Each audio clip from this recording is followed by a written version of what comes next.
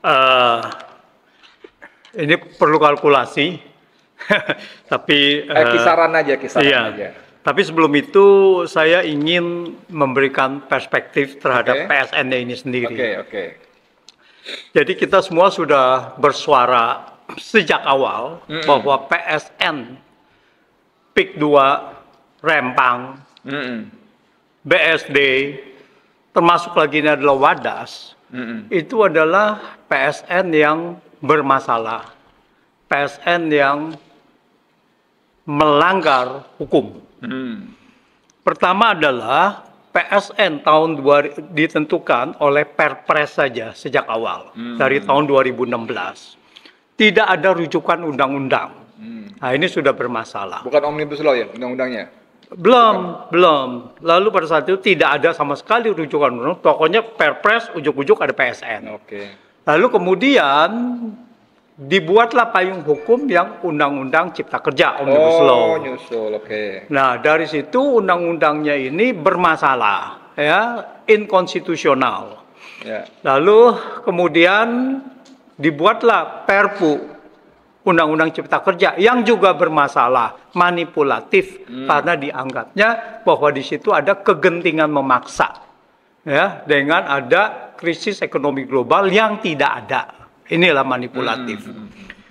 Nah, atas dasar itu lalu kemudian PSN diaktifkan lagi. Itu yang pertama. Yang kedua adalah bahwa PSN di dalam Undang-Undang Cipta Kerja pun yang bermasalah, yang inkonstitusional itu, ini ada manipulatif. Bahwa yang boleh melakukan PSN ini adalah sebenarnya pemerintah dan pemerintah daerah atau BUMN atau BUMD. Jadi swasta, seharusnya adalah tidak boleh swasta untuk melaksanakan PSN itu gitu. Tapi kemudian itu di dalam Perpresnya itu adalah manipulatif gitu. Undang-undangnya sendiri manipulatif gitu ya. Contohnya manipulatif apa? Salah satu bahwa kalau untuk kepentingan umum maka harus diadakan yang namanya kajian akademis atau apapun gitu. Nah, ini tidak ada. Jadi untuk kepentingan umum diadakan, tetapi untuk PSN itu dilewati saja prosesnya tadi ya. Prasyarat itu gitu. Prasyarat itu dilewati saja. Itu pertama. Jadi dalam hukum ini sudah manipulatif sekali. Lalu kedua, kita tahu bahwa PSN ini ternyata adalah diusulkan oleh Kementerian Pariwisata dan Kreatif. Jadi Kemenparkraf. Waktu itu masih Sandi ya? Masih Sandi. Itu kalau yang diusulkan di situ, dan di situ adalah 1.750, sekitar gitu ya, 55 hektar gitu. Nah, di dalam penunjukan itu hanya lokasi. Tetapi siapa yang melakukan kan tidak ada. Lalu tiba-tiba keluar dari Kemenko itu mengenai list dari untuk PSN itu siapa yang melakukan. Lalu ditunjuk aja, dan ini penunjukan ini sangat bermasalah. Harusnya yang mengelola adalah kementerian atau badan atau pemerintah lah, seperti kawasan ekonomi khusus. Itu kan yang mengelola kan institusi. Atau seandainya ada yang mau mengelola ya silakan, tetapi yang nanti mau investasi kan boleh siapapun gitu kan. Ini tidak boleh diborong oleh dia sendiri, diinikan oleh seolah-olah ini adalah monopoli ini gitu. Nah, jadi ada satu kawasan, ada satu PSN yang harusnya siapapun itu yang boleh nanti meminta, saya mau membangun ini di sini, saya mau membangun hotel di sana, saya mau membangun ini di sini. Itu harus ada bidding gitu kan. Nah, itu adalah misalnya kalau di daerah reklamasi seperti di Singapura. Nah, kenapa Singapura menawarkan daerah reklamasinya itu ke beberapa pihak gitu. Misalkan ada Marina Sand gitu ya. Terus itu ada beberapa pihak yang ditawarkan. Tidak boleh satu pihak gitu gitu. Nah, ini sangat luas begitu dibuat oleh untuk satu orang aja ya, satu grup gitu ya, satu kelompok yang dimana terdiri hanya segelintir orang saja gitu. Nah, di sini kemudian keluar fakta-fakta bahwa ternyata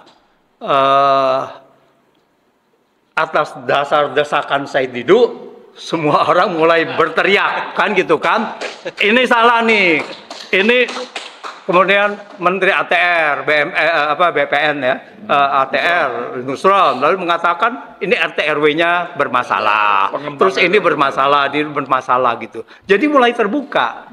Nah, artinya pada saat itu kalau ini bermasalah, berarti apa yang dilakukan sebelumnya adalah tidak sah.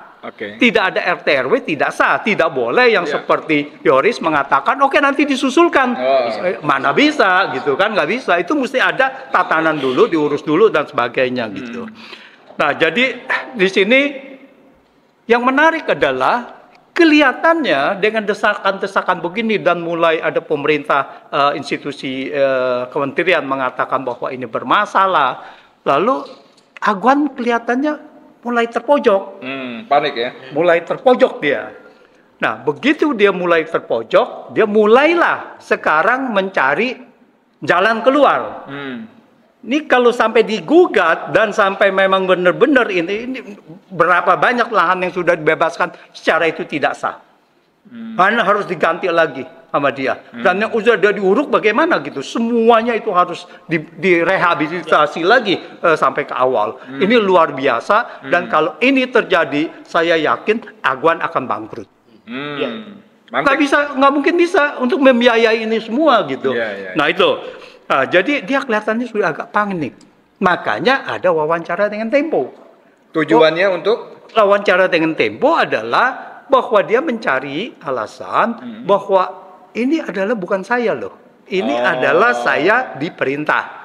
Yang dari IKN itu. Ya, diperintah dari IKN apa segala harus menyelamati muka presiden dan sebagainya gitu.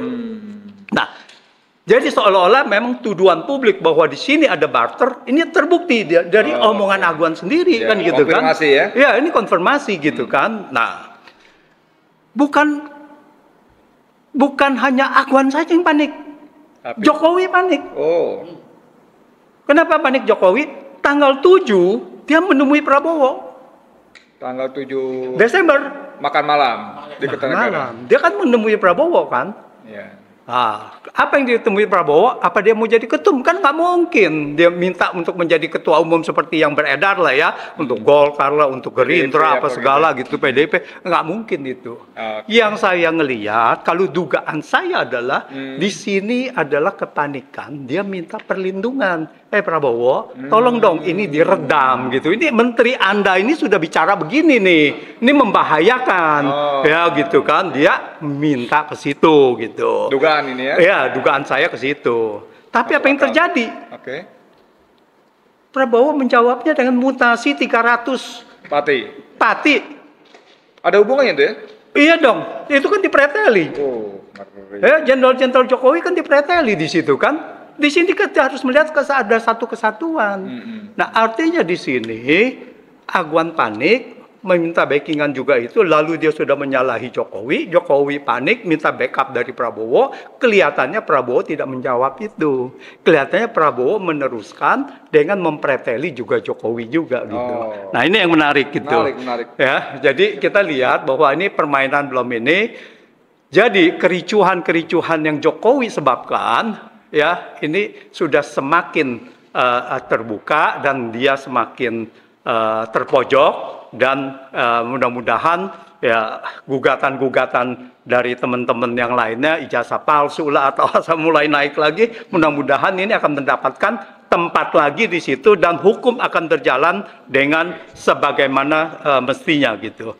Jadi saya rasa terkait dengan PSN begitu. Jadi apakah ada kerugian negara dan sebagainya itu sebetulnya jauh lebih ini. Kalau PSN tidak jadi itu berarti akan dikembalikan. Ya kan? Akan dikembalikan. Tetapi rehabilitasi dari tanah rakyat ini akan menjadi masalah. Akan menjadi masalah besar. Dan saya pikir ini akan menjadi musibah bagi Agwan.